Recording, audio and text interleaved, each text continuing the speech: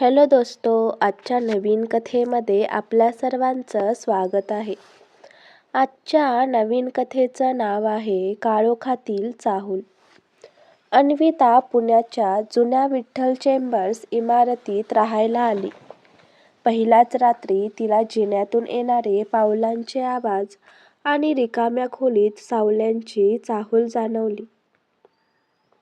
एकदा तिच्या टेबलावर एक जुनं पुस्तक सापडलं. त्यात लिहिलं होतं, माझं प्रेम अपूर्ण राहिलंय.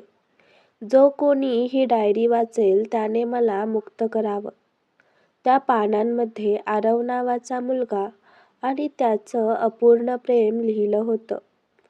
थोड्याच दिवसात अन्विताला कुणीतरी अदृश्य स्वरात बोलताना येऊ लागलं. मी आरव आहे. मला फक्त माझं प्रेम पूर्ण करून द्यायचंय. घाबरलेल्या अन्विताला त्याच्या आवाजात भीती नव्हती, तर एक खोल ओढ होती. शेवटी एके रात्री तिनं हलक्या आवाजात उत्तर दिलं, हो, तुझं अपूर्ण प्रेम मी पूर्ण करते. क्षणभरात काळोख हलका झाला आणि सावल्या नाहीशा झाल्या. पण तिच्या हृदयात मात्र तो स्पर्श, तो संवाद कायमचा जिवंत राहिला.